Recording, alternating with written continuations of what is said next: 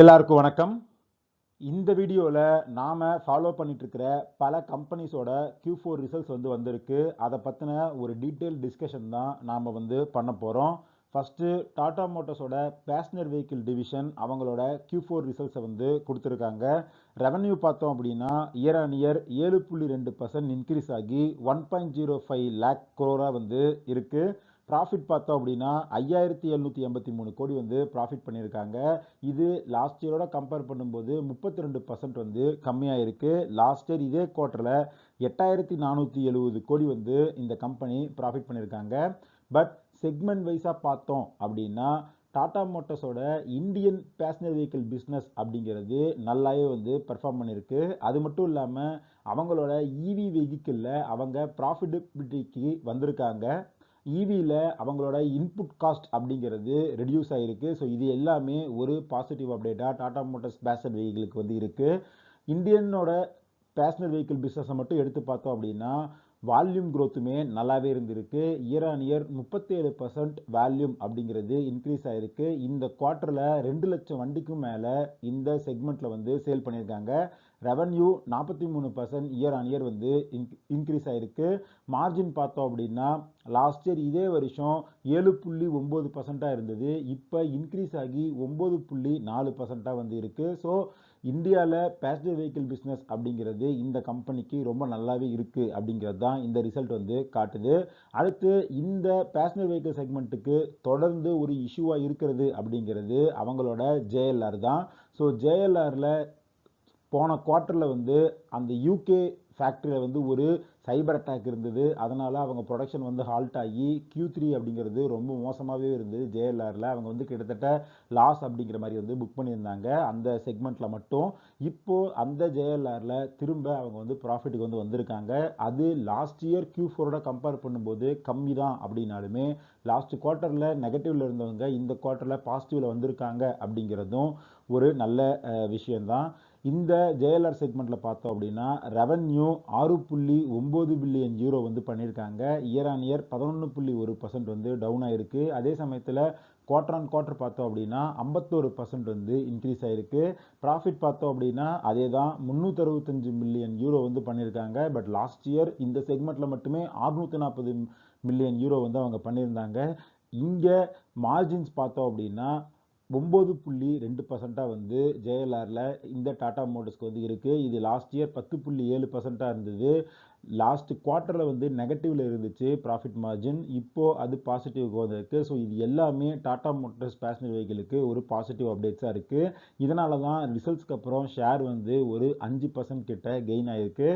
2 நாளைக்கு முன்னாடி டாடா மோட்டார்ஸோட கமர்ஷியல் வெஹிக்கிள் செக்மெண்ட் ரிசல்ட்ஸ் வந்திருந்தது. இது நம்ம ப்ரீவியஸ் வீடியோவில் டிஸ்கஸ் பண்ணியிருந்தோம். ஸோ இந்த 2 கம்பெனிலையுமே லாங் டேர்முக்கு ஒரு நல்ல ஆப்பர்ச்சுனிட்டி இருக்குது அப்படிங்கிற மாதிரி தான் நான் பார்க்குறேன்.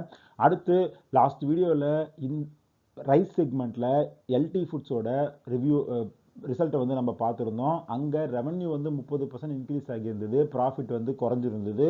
இப்போது அதோட காம்படிட்டரான KRBL அவங்களோட Q4 ரிசல்ட்ஸை கொடுத்துருக்காங்க. அதில் பார்த்தோம் அப்படின்னா அவங்களோட ப்ராஃபிட் அப்படிங்கிறது கிட்டத்தட்ட ஃப்ளாட்டாக தான் இருக்குது. லாஸ்ட் இயரோட இந்த வருஷம் வெறும் 0.76% தான் ப்ராஃபிட் அப்படிங்கிறது இன்க்ரீஸ் ஆகிருக்கு. ரெவன்யூ பார்த்தோம் அப்படின்னா எதிர்பார்த்த அளவுக்கு இன்க்ரீஸ் ஆகலை. இதே சமயத்தில் பிரச்சனையாக இருக்கிற விஷயம் இந்த KRBL ரிசல்ட்டில் அப்படின்னு பார்த்தோம்னா இவங்களோட ப்ராஃபிட் மார்ஜின் அப்படிங்கிறது குறைஞ்சிருக்கு. லாஸ்ட் குவார்ட்டரில் 11.51% இருந்தது. இந்த குவார்ட்டரில் 10.19% ஸ்ட்ரிங்க் ஆகிருக்கு. இதுக்கான காரணம் கம்பெனியோட இன்புட் காஸ்ட் அப்படிங்கிறது இன்க்ரீஸ் ஆகிருக்கு. LT ஃபுட்ஸ்லையும் இதே தான் நடந்தது. அவங்களோட ப்ராஃபிட் மார்ஜின் அப்படிங்கிறது டவுன் ஆகிருந்தது. இந்த ரிசல்ட்னால KRBL ஷேர் ஒரு 2.5% கிட்ட டவுன் ஆகி தான் மார்க்கெட்டில் ட்ரேட் ஆகிட்டு இருக்கு. அடுத்து இந்த செக்மெண்ட்டில் நான் ஃபாலோ பண்ணிட்டு இருக்கிற 2 இன்வைட் ஷேர்ஸோட ரிசல்ட்ஸை பற்றி தான் டிஸ்கஸ் பண்ண போகிறோம். இது ரெண்டுமே டிவிடெண்ட்காக நான் கன்சிடர் பண்ணுற ஷேர்ஸ். என்னோட டிவிடெண்ட் போர்ட்ஃபோலியோவில் இது ரெண்டுமே இருக்குது. இது எல்லாத்துலேயுமே கொஞ்சம் அமௌண்ட்டை நான் அக்குமுலேஷன் அப்படிங்கிற மாதிரி பண்ணிகிட்டு இருக்கேன். இந்த 2 இன்வைட்லையுமே பல்க் இன்வெஸ்ட்மெண்ட் அப்படிங்கிறத நான் பண்ணுறதில்ல. கொஞ்சமாக அக்குமுலேஷன் அப்படிங்கிறத பண்ணிகிட்டு இருக்கேன். ஃபஸ்ட்டு PG இன்வைட் இவங்களோட Q4 ரிசல்ட்ஸ் கொடுத்துருக்காங்க. இதில் இன்ட்ரெஸ்டிங்கான விஷயம் என்ன அப்படின்னா அவங்களோட ப்ராஃபிட் அப்படிங்கிறது குவார்ட்டர் ஆன் குவார்ட்டர் பார்த்தோம்னா 25% கிட்ட அப்பா இருக்குது, எக்ஸாக்டாக 23.29%. ஸோ இது வந்து ஒரு நல்ல விஷயம். இந்த குவார்ட்டரில் அவங்க 243 கோடி கிட்ட வந்து ப்ராஃபிட் பண்ணியிருக்காங்க. ஆனால் லாஸ்ட் இயரோட கம்பேர் பண்ணோம் அப்படின்னா 64% வந்து ப்ராஃபிட் ட்ராப் ஆகிருக்கு. ஏன்னா லாஸ்ட் வருஷம் அவங்களுக்கு ஒரு ஒன் டைம் கெயின் அப்படிங்கிற மாதிரி இருந்துச்சு. ஸோ அதோட கம்பேர் பண்ணும்போது கொஞ்சம் கம்மியாக இருக்குது. ரெவன்யூ பார்த்தோம் அப்படின்னா ஃப்ளாட்டாக தான் இருக்குது. இயர் ஆன் இயர் 0.02% தான் வந்து க்ரோ ஆகிருக்கு. குவார்டர் ஆன் குவார்டர் வந்து 1.69% ஒரு மார்ஜினல் டிக்ளைனும் வந்து ரெவன்யூவில் இருக்குது.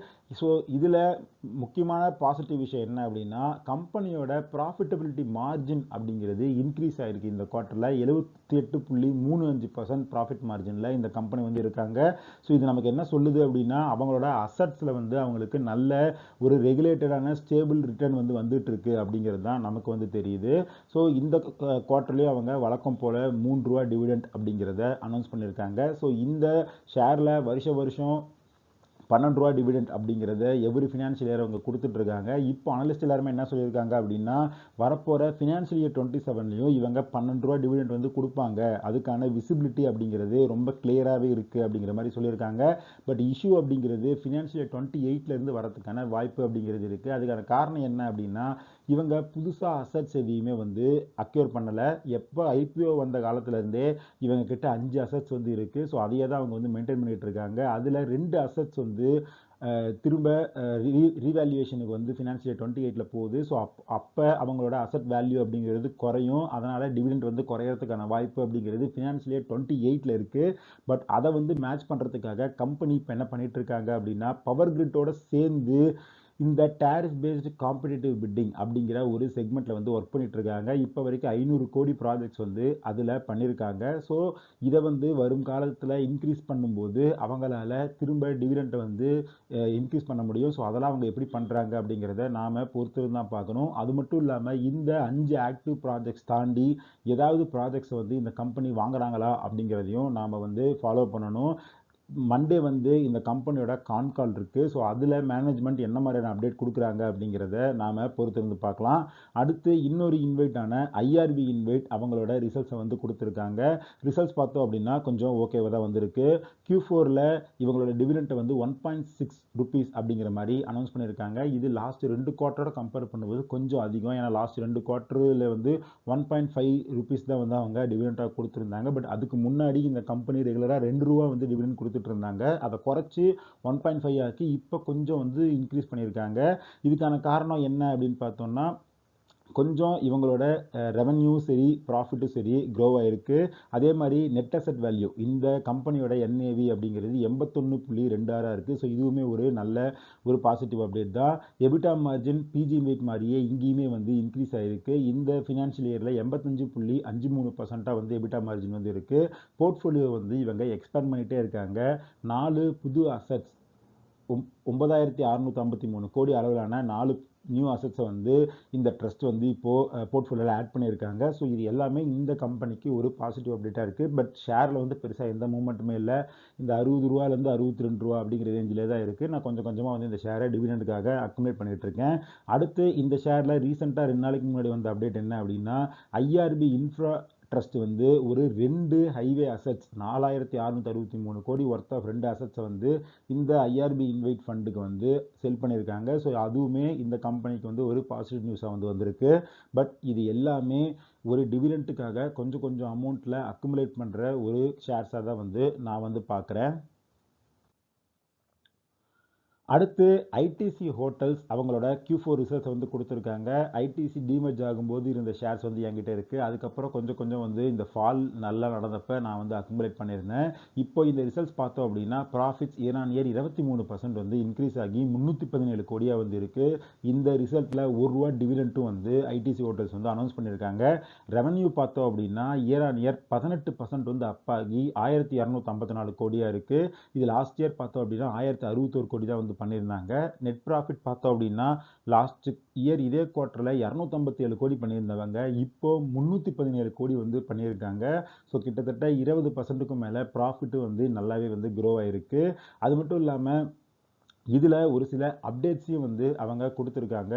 ஜூரி ஹோட்டல்ஸ் அந்த கம்பெனியில் 100% ஈக்விட்டி அக்வசிஷனை வந்து பண்ண போகிறோம் அப்படிங்கிற மாதிரி இதில் அனௌன்ஸ் பண்ணியிருக்காங்க. அதோட ஒட்டுமொத்த என்டர்பிரைஸ் வேல்யூ அப்படிங்கிறது 205 கோடியாக இருக்குது. ஸோ இதன் மூலமாக இந்த ஐடிசி ஹோட்டல்ஸோட லக்ஸுரி போர்ட்ஃபோலியோ அப்படிங்கிறது க்ரோ ஆகும். குறிப்பாக கேரளாவில் வந்து இந்த அக்வசிஷன் அப்படிங்கிறது ஹெல்ப் ஆகும் அப்படிங்கிற மாதிரி சொல்லியிருக்காங்க. அது மட்டும் இல்லாமல் அவங்க இந்த ரிசல்ட்ஸில் எக்ஸ்பேன்ஷன் ரோட் மேப்பையும் வந்து எக்ஸ்பிளைன் பண்ணியிருக்காங்க. அதில் அவங்க என்ன சொல்லியிருக்காங்க அப்படின்னா, இப்போ இருக்கிற 155 ப்ராப்பர்ட்டிஸ்லேருந்து 250 ப்ராப்பர்ட்டிஸ்க்கு வந்து நாங்கள் 2023 வந்து போகிறோம், 2031 வந்து போகிறோம் அப்படிங்கிற மாதிரி சொல்லியிருக்காங்க. ஸோ இதன் மூலமாக 14,000 ரூம்லேருந்து 22,000 ப்ளஸ் ரூம்ஸ்க்கு வந்து நாங்கள் எக்ஸ்பேண்ட் ஆக போகிறோம் அப்படிங்கிற மாதிரியும் அப்டேட் பண்ணியிருக்காங்க. ஸோ இதில் வேல்யூவேஷன் அப்படின்னு பார்த்தோம்னா இந்தியன் ஹோட்டல்ஸோட கம்பேர் பண்ணும்போது கொஞ்சம் ஒரு பெட்டர் வேல்யூவேஷனில் ஐடிசி ஹோட்டல்ஸ் வந்து இருக்குது அப்படிங்கிற மாதிரி தான் நான் வந்து நினைக்கிறேன். பட் அடுத்தடுத்த குவார்ட்டரில் இந்த ஹோட்டல் செக்மெண்ட் வந்து எப்படி பர்ஃபார்ம் பண்ணுது அப்படிங்கிறதையும் நாம் வந்து ஃபாலோ பண்ணணும். அடுத்து தங்கமயில் ஜுவல்லரி, ஆக்சுவலி இதுக்கு முன்னாடி கல்யாண் ஜுவல்லர்ஸ் அவங்களோட ரிசர்ச் கொடுத்துருந்தாங்க. அதுலேருந்து அந்த ஷேரில் ஒரு கரெக்ஷன் அப்படிங்கிறது நடந்திருக்கு. அங்கே ஒரு ஆப்பர்ச்சுனிட்டி இருக்குது அப்படிங்கிறதையும் நம்ம டிஸ்கஸ் பண்ணியிருந்தோம்.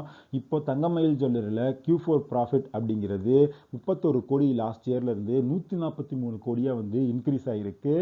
பட் இருந்தாலுமே இந்த ஷேர் அப்படிங்கிறது ரிசல்ட்ஸ்க்கு அப்புறம் டவுன் ஆகிருக்கு. கடந்த ஒரு வாரத்தில் 13% கிட்ட இந்த ஷேர் வந்து டவுன் ஆகிருக்கு. அதுக்கான காரணம் என்ன அப்படின்னு பார்த்தோம்னா இந்த கம்பெனியோட வேல்யூவேஷன் அப்படிங்கிறது கொஞ்சம் அதிகமாகவே இருக்குது.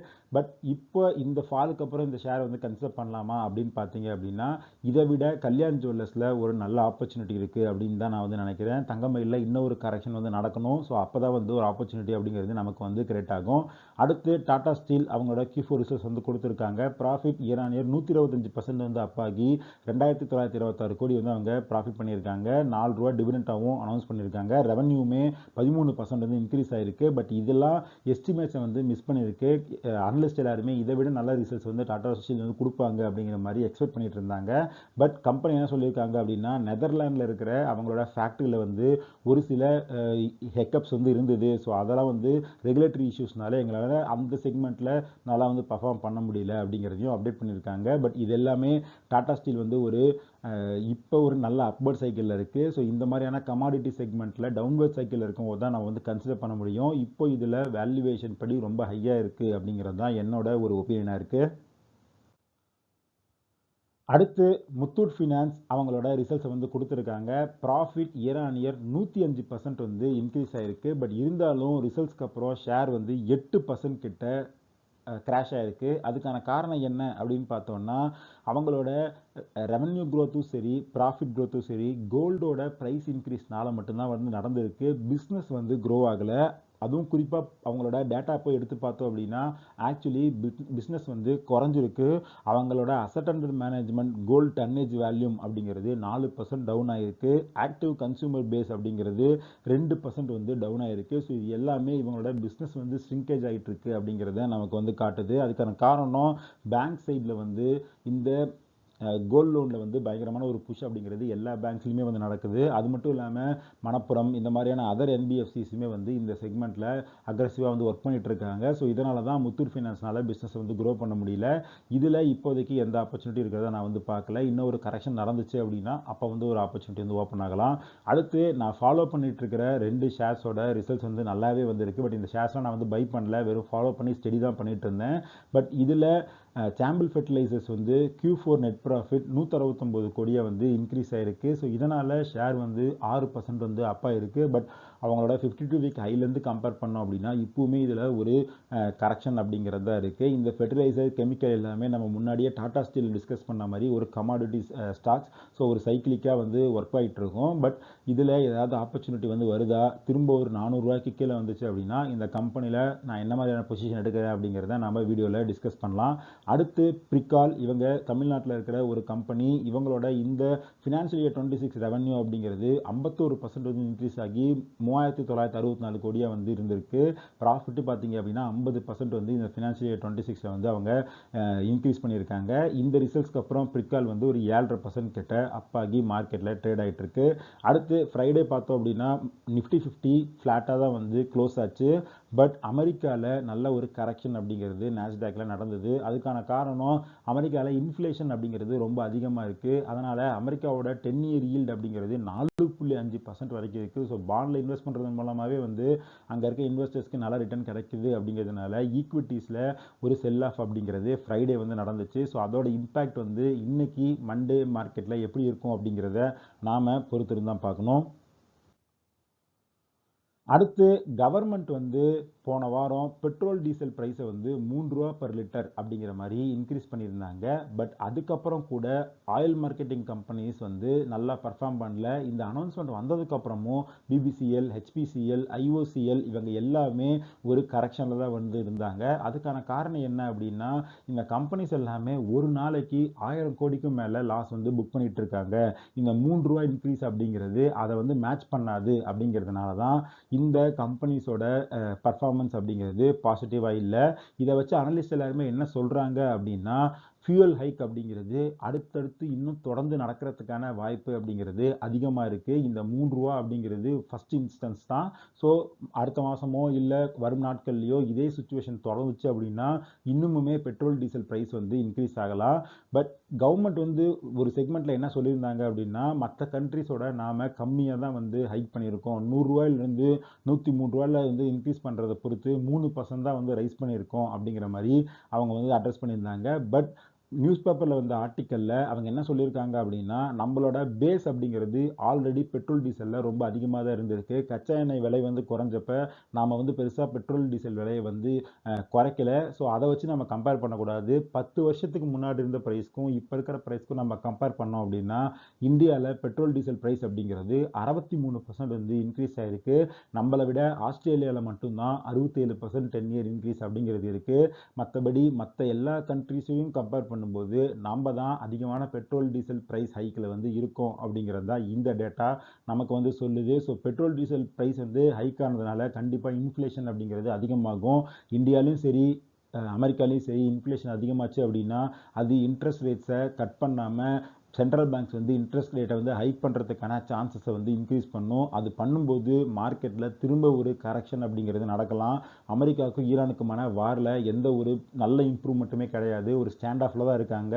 எப்போ வந்து அதில் ஏதாவது ஒரு பிரச்சனை நடக்கும் அப்படிங்கிறதும் நமக்கு வந்து தெரியல. ஸோ அதனால் கவனமாக எங்கெல்லாம் வந்து நமக்கு நல்ல ஆப்பர்ச்சுனிட்டி இருக்கோ அங்கே கொஞ்சம் கொஞ்சமாக வந்து அக்குமுலேட் பண்ணலாம். பெருசாக இன்வெஸ்ட் பண்ணுறதை விட ஒரு நல்ல ஒரு டெபிட் ஃபண்ட்லேயோ இல்லை ஒரு ஏதாவது ஒரு அக்கௌண்ட்லேயோ ஒரு பணத்தை வந்து பார்க் பண்ணி வைக்கலாம்.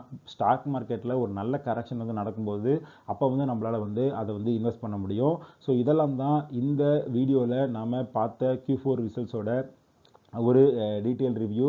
நாம் டிஸ்கஸ் பண்ண எல்லா விஷயங்களையுமே ஒரு இன்ஃபர்மேட்டிவ் பர்பஸ்க்கு தான். நீங்கள் பர்சனலாக ரிசர்ச் பண்ணுங்கள், ஒரு செபி ரிசர்ச் செக் பண்ணிவிட்டு அதுக்கப்புறம் இன்வெஸ்ட் பண்ணுங்கள். இந்த வீடியோவில் நம்ம டிஸ்கஸ் பண்ண விஷயங்கள் எல்லாமே உங்களுக்கு ஹெல்ப்ஃபுல்லாக இருக்கும் அப்படின்னு நான் நம்புகிறேன்.